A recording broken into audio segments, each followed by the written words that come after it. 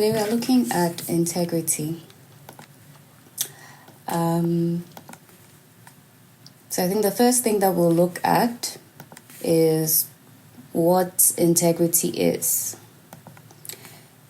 So I want everyone to tell me, or I want everyone to share what comes to mind when you think about integrity. What does integrity mean to you? Because I think this is a word that is quite... I think this is a word that is... It has a positive connotation for everyone. But as to what it really means and as to how it can be played out or it can be lived out, I guess different people have different ideas of what integrity truly is. So I'd like everyone to share, what does integrity mean to you personally? I'm sure everyone wants to be someone who lives in integrity or walks out integrity. So for you personally, what does integrity mean to you? Anyone can start, unless you want me to pick and choose as well. I think there's this popular definition that I know of, that an integer, where they say integrity connotes to, the use of an integer, meaning it is whole, being whole, being not in parts. So you being as an individual, you are not, I'd say, you don't say part and leave part, or you don't do things half-heartedly, but always you stand for the whole truth, the whole whatever that you're doing, you're standing for the whole thing. You stand out for that particular thing. So that is how I would also interpret integrity, that standing for the truth, not mincing words, not mincing character as well. And that your character is stands for what is right. Yes. Okay, thank you. I have a question for you, and I will ask that before we get into the details. But for now, who would like to go next? What does integrity mean to you? Integrity is being honest, being trustworthy with whatever has been given you, whatever has been given in your custody. You make sure that you do it to perfection. Not because people are watching you, but because you have that. You just have that virtue in you. It doesn't matter the people looking at you, but then you do it as a because you are Christians. As a Christian, you do it to glorify God, and also to do it to perfection, just as I said. So whatever has been placed in your hands, no matter how little it is, it can be as little as where God has placed you, your school, the family God has given you, whatever your ministry, whatever God has given you, you do it to glorify God, and you do it to perfection. Yes. So that's what I come to say. Okay, thank you. So, honesty and trustworthiness. All right. Mama, how about you? So for me, when I think of integrity, I think of character. And as some of the ladies have already mentioned, I think of it as doing the same, having consistency in what you do behind closed doors and what you do when there are others who can see your behavior or your actions. So there's a commitment to, I think it is a commitment to consistently uphold provide a moral standard of behavior, whether there are people watching or not watching. Okay, thank you for sharing that. All right, so I think you all mentioned very important points. So wholeness, honesty, trustworthiness, character, consistency, and moral standards. I think these are all different parts of what it means to be a person of integrity. I'm just going to go through a few definitions which combine everything that you said. So the first one being that integrity is the quality of being honest and having strong moral principles. The second one, which does not refer to humans, like Akosia was saying, it's not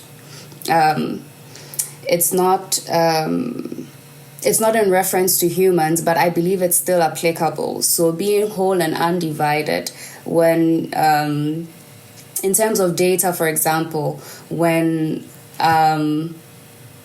we talk about the integrity of data, that's like the internal consistency. So the data does not have any kind of corruption. The data is consistent in every way, or that it's sound in construction. So I believe, or unified or sound in construction. So I believe that even though it's not pertaining to human beings, this is something that we can apply even as human beings, that if you're a person of integrity, number one, you're honest, number two, you have strong moral principles. And it's not just about having strong moral principles, because a lot of people claim principles, a lot of people claim to have strong moral principles, but when the chips are down, when it really comes down to it, what kind of life do you live when you're even under pressure? What kind of behavior, what kind of attitudes, what kind of responses can people expect to receive from you? And so integrity in and of itself, as much as a lot of people like to claim that I am a person of integrity or whatsoever it is, I think that when we look at how it matters in both the big things and the little things. When we talk about wholeness, when we talk about, it says whole and undivided, or when we talk about consistency in every area of your life, that's not always easy to maintain, and that's not always easy to live by. Fortunately, as Christians, we have the Spirit of God, and the Spirit of God enables us to do everything that God asks us to do. But in and of itself, it's not something that just comes naturally. It takes intentionality, as we will learn. So in the Bible, right, interestingly, the word integrity doesn't occur that often or it doesn't appear that often in the Bible. So the Hebrew word, I think it actually doesn't even appear in the New Testament at all as integrity. So the Hebrew word is tom, and it's translated in different ways. So on the one hand, it's translated as uprightness, perfection, like Yasbi was saying. But on the other hand, it's also translated as simplicity and innocence. And that might sound a bit even contradictory to some extent. Because if you look at uprightness and perfection, that takes a lot of intentionality. That takes a lot of knowing what you're doing. That takes a lot of effort and strong will and all of those things. But then innocence and simplicity, you're like, where does that come in? However, in many different ways, or in many different instances where the Bible talks about integrity, or the Bible talks about people having done something in the integrity of their heart, so that's usually the expression, in the integrity of, or having with integrity of heart, is usually talking about the fact that the person had no malintent, or the person had no negative intentions, and that the person's heart was pure, as the word usually puts it. The person's heart was pure. So it's not just about being able to get things right on the outside, as we've realized with most of these adornments. It's not just about what you put on the outside. It's also about what is on the inside. In the Bible, God himself refers to three people as having integrity of heart. The first one is David. The second one is Job. And the third one, believe it or not, is Abimelech. So if you remember the story of Abraham and Abimelech in Genesis 20, I believe, 20 or 24, 20, I think, where Abraham tells Abimelech that Sarah is his sister, and so Abimelech takes Sarah to live with him. In Genesis 20, verse 6, when God appears to when God appears to Abimelech, it says here, and God said unto him in a dream, I know that you did this in the integrity of your heart, for I also withheld you from sinning against me, therefore I did not allow you to touch her. And so God acknowledged that what Abimelech did was technically wrong because he had another man's wife in his house.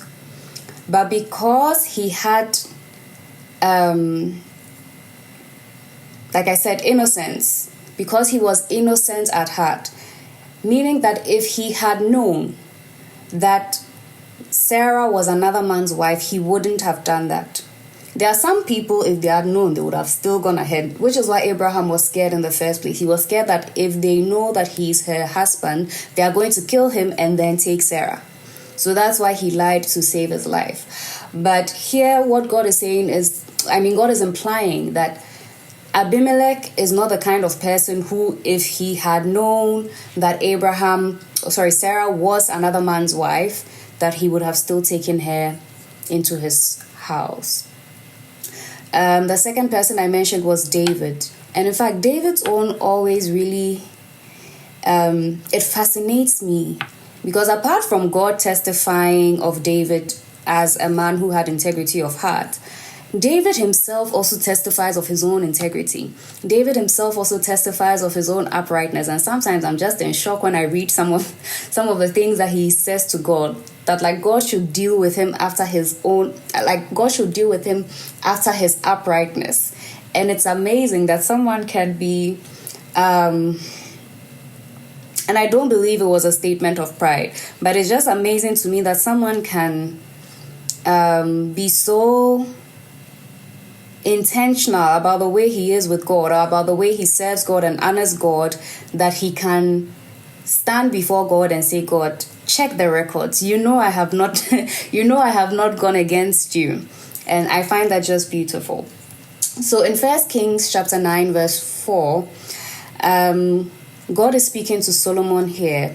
And God says, if you will walk with me, or you will walk before me as David your father walked, in integrity of heart and in uprightness, to do according to all I have commanded you, and will keep my statutes and my judgments, and it goes on and on and on. So here God refers to David as a man who had integrity of heart. But David wasn't perfect. We all know David's story. David made a lot of mistakes.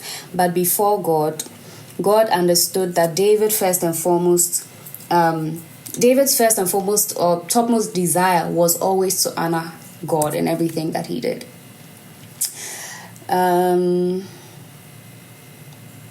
And then finally in Job, it was this very testimony that got Job in trouble in the first place, where God was bragging on Job when Satan came to see him. It says in Job chapter 2, verse 3, the Lord said unto Satan, have you considered my servant Job, that there is none like him in the earth, a perfect and an upright man, one who feareth God and eschews evil?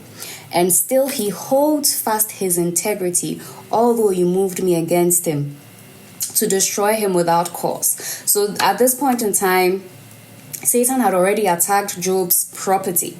So it was after this that Satan asked God for the permission to attack him physically. But before this, even after God had hailed or praised Job before Satan, Satan had asked for permission to attack his property, and he had lost his children, he had lost all of his cattle, he had lost basically everything but his own life and health and his wife's. But at this point in time, again, God is what's the word? God is praising Job for the fact that even though he's lost so much, even though so much calamity has come into his life all at once, he holds fast to his integrity. So he holds fast to his position before God, or he holds fast to his relationship with God, or his understanding of who God is, his understanding of how God works, and he refuses to stray off the path that God had set him. I do believe that there are other people of integrity in the Bible. So let's just do a quick scan of all the people in the Bible. I know some people will be more top of mind than others, but when you look through the Bible, who are some of the people that you can think of that you believe also walked in integrity throughout their lives? Anyone? Who are some of the people in the Bible that walked in integrity? I'll say Noah. Okay. Because in the midst of all the people, or in the midst of what all the people were doing, he was separate unto God. He lived a righteous life and made sure that his life was assimilating, and that God delivered him from the bad. So I think that, I don't know whether it's a good example. Oh, it is. For me, I think he lived a righteous life that pleased God, even in the midst of sin. That's true. So Noah had every reason to just do what everybody else was doing, because it was just what was common in the time. But he chose to stick with what he knew would honor God. Any other examples? Abi, we are given examples of people who walked in integrity in the Bible. Any other examples that you can think of? I think the story of Joseph also comes to mind. Abi, give me a second. Please, those on Teams, can you hear her?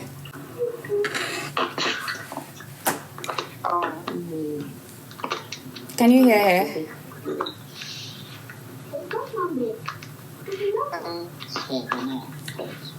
Abi, can you speak and let's see? Okay. So I was saying earlier that the story of Joseph also comes to mind. Means that someone who also walked in integrity before God and wasn't going to allow himself to be I don't use contaminated. Contaminated is not like food, but he wasn't going to compromise on that, no matter the, in quotes, opportunities that were presented to him, like looking at Pharaoh's Potiphar's wife. Yes, like he could have decided that, I have all these things at my disposal. I mean, some of the stories we hear in our day-to-day lives, but we use it.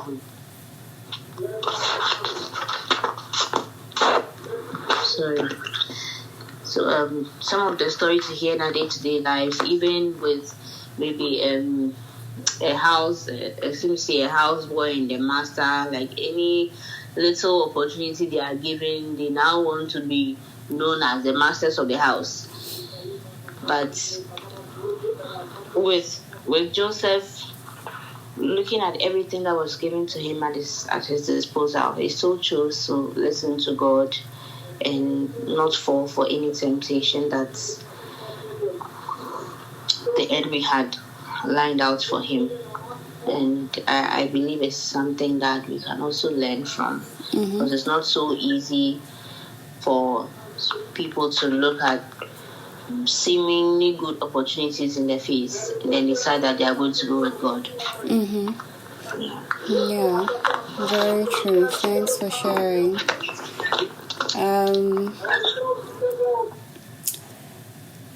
Yeah, so we have Noah, we have Joseph. We already spoke about Job and David as well. Who else? Who else in the Bible do you think walked in integrity? I think we can also think of Daniel. Yeah, that he set himself not to be what's the word for that? I'm getting silly. Oh my God. Defiled?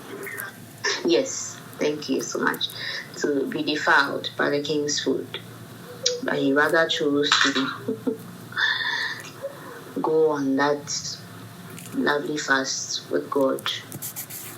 And he wasn't going to compromise on his worship. A lot of times when we even change our environment, this is not even like you've been captured to another place. So maybe we just travel to another country or just change our environment and then we get exposed to so many things. We easily let go of every like Christian principles or like good conduct and character that we've built all the while, just because maybe someone is not looking, someone is not checking you. Like let's say you are in a church. Every time there's this system where you are in, like we've even don't go to church 1 or 2 weeks, someone will call, someone will make sure that you are actually doing the right thing, and then you find yourself in another setting where there's no supervision like that. A lot of people are not able to stand up to all the temptations around and all the demands and the whole new change. But this is someone that is in another man's country. You are exposed to so many things that you were not exposed to before, but he still kept to his faith, and he wasn't going to be moved even in the face of that threatening. When it seemed like you're going to lose your life, it's like sort of like a master anyways. But despite that challenge, despite that threat, I'm just wondering, like, going to a new place, you want to worship God, all of a sudden someone puts a gun on your head. Like, you're not going to live like us, we are killing you. And then you still decide to stand by what you believe in. It's really not a simple thing at all. But he still went against the odds and then stood for his faith and remained integral before God and to himself. Yes, but he wasn't going to defile himself, and he was not going to go against the word of God for whatever it is that they were going to be given. Yeah, and in the end, it paid off, because now the people came to know the God that he served, and he wanted to be associated with that God. And I don't think it's just a normal thing that you get a whole king who is demonized to just decide to serve your God. It's really not an everyday thing. And he was so worried for Daniel. Like, the whole night he couldn't sleep. And as soon as it was day, he came out to come and see if Daniel was all right. Like, it's just not normal. And I believe that it's all coming from the fact that he decided to stand for his faith and also walk in integrity before God and touch himself. Yeah, that's very true, and I'm glad you raised Daniel, because we'll actually go into his story a bit more as an example of integrity, or to show us how to be people of integrity. Okay. Yes, so yes, like Abby just shared, Daniel is one great example of integrity. And Daniel's story also shows us that your integrity is not, like with most things, your integrity is not just a demonstration of who you are, or your integrity does not just speak about who you are, it also speaks about the nature of God. So it earns you respect, and it also earns God respect because you are a child of God and because you're an ambassador of Christ. And the thing is that not everyone would be willing to walk in integrity, because as we have already discussed, it's not that easy. It takes a lot of intentionality. Even for us who have access to the Holy Spirit, we are not always cooperating with the Holy Spirit so that we can walk in integrity. And so not everyone, Christian or not, might be able to or willing to walk in integrity, but it does, when you are someone who walks in integrity, it does attract the admiration of others for yourself and also for the God that you serve.